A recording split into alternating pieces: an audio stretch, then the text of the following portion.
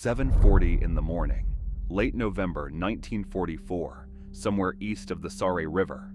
A medic is pinned behind a stone wall, blood already soaking through a litter 20 yards away in the open mud. He is not supposed to be a target. His brassard is white, a red cross stitched into the cloth. The one thing in this war both sides were supposed to leave alone. 3 of those brassards already lie face down in the mud near a nameless crossroads. This is what Patton did when someone started shooting the men who weren't supposed to be shot at all. Corporal Danny Russo was 21 years old, from Providence, Rhode Island, and he had been a medic for 11 months. He carried a dented aid bag with his sister's photo taped inside the flap, just under the bandage roll, where the iodine wouldn't ruin it. That morning, he was flat against a low stone wall outside a shattered crossroads village, listening to a man 20 yards away breathing in short, wet gasps. Russo had already moved twice that week to reach wounded men under fire. This time, he didn't move. At all. You have to understand how strange this was. Snipers picked off officers. They picked off radio men. They picked off anyone carrying something that looked like rank or command. Medics were the one exception, an unwritten rule both armies generally kept, because every army needed its wounded carried off the field, and a medic today could be carrying your brother tomorrow. Russo had crossed open ground under fire a dozen times without a scratch. Then, 3 days earlier, that changed. Lieutenant Tom Halloran got the first report. 24 years old, exhausted, already down 2 medics that week, and now staring at a stretch of road his platoon couldn't cross without someone falling. His first instinct was simple: cover and timing. He laid smoke at first light and tried to pull the wounded out under cover of darkness instead. It worked once. The second time, the sniper had already adjusted his position, and a second medic went down reaching for the same man Russo was now trying to save. That should have ended it there. A platoon problem. A timing problem. Smoke thicker. Move faster. Try again. Except this sniper wasn't acting like the others on that line. He wasn't shooting at radio men or runners. He wasn't even shooting at men carrying rifles. He was waiting specifically for the white brassard to step into the open. And then, he fired. And only then. Halloran ran through every explanation he had. Bad light. A green replacement mistaking a medic for an officer. None of it held up after the second man went down. He just had 2 dead medics and a road nobody could safely walk. The report went up to Captain Devereaux at Battalion. Devereaux had 100 problems that week, and this looked, on paper, like one more. Sniper activity, isolated incident, monitor and report. He'd seen a dozen reports like it that month. Bad luck, bad angles, men in the wrong place when a shot went wide. He didn't escalate it, because escalating a single sniper sounded like asking division to swat a fly with an artillery barrage. He told Halloran to keep trying smoke, keep trying night movement, and to log it. That decision would matter more than Devereaux understood at the time, and it would be the one he'd have to explain later, standing at a stone wall with a much harder audience than his own colonel. To understand why the sniper was choosing his targets that way, you have to know what happened 3 days earlier, a few miles back. A German aid station, clearly marked, had been hit by American artillery in what was later quietly written off as a coordinate error. Nobody published numbers. Nobody admitted fault out loud. There was no formal apology. Nothing but silence on the American side and a burial detail on the German one. But word travels through a front line faster than paperwork does, and somewhere in that sniper's unit, a man had watched his own marked, protected medical position get shelled by the same army that claimed to respect the same rules he was now supposedly breaking. That detail didn't reach the Americans cleanly. It came sideways, through a wounded German prisoner brought in after a skirmish near the same crossroads. Sergeant Lubin, the battalion's German-speaking NCO, sat with him during questioning and noticed the man kept muttering about sanitate station, aid station, without being asked, almost compulsively, the way a man repeats a wound he can't stop pressing on. In his coat, half burned at one corner, was a letter. Lubin couldn't translate all of it cleanly. Water damage had taken whole lines, but the part that survived was enough. The aid station hit, the complaint that went nowhere. A line near the bottom that Lubin read twice before saying it out loud. If they don't respect the flag, why should we? Nobody could confirm that letter as gospel. The exact wording, what survived later in the telling, varies depending on who's repeating it. But it was enough to change how Lubin understood what was happening on that crossroads. And once he said it out loud to Halloran, it changed how Halloran understood it too. This wasn't a sniper hunting for sport. This wasn't even simple hatred.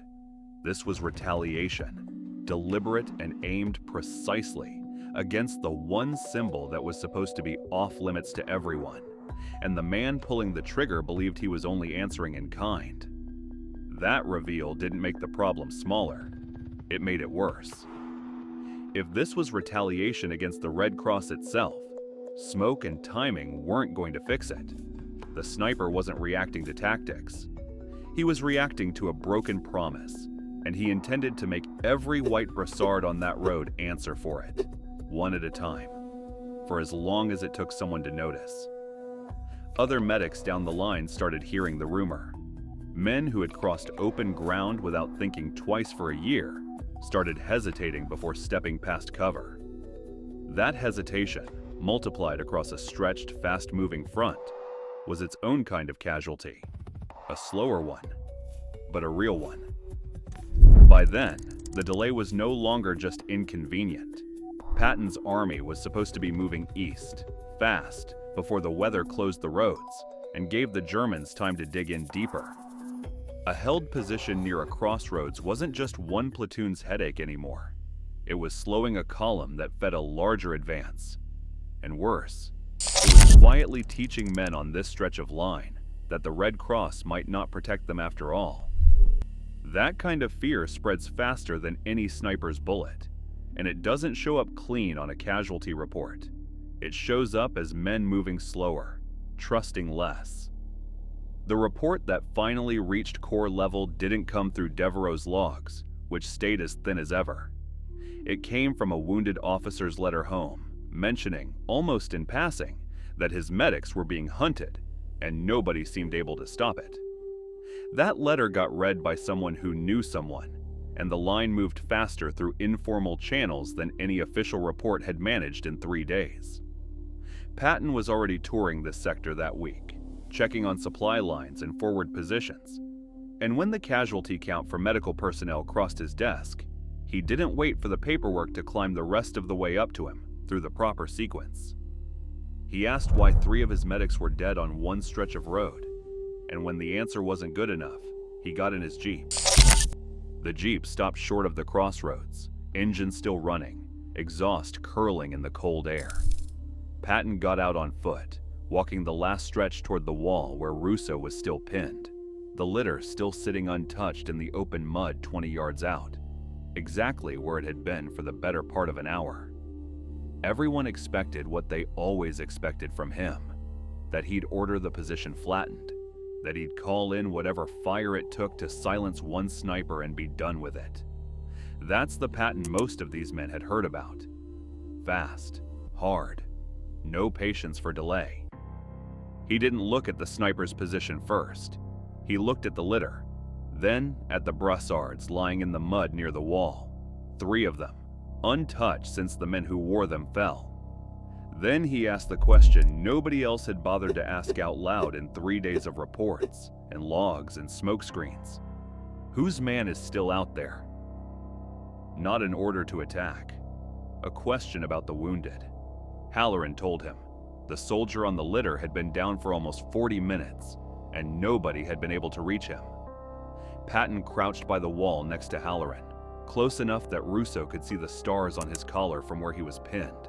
Close enough that for a second, Russo forgot to be afraid of the open ground, and just stared.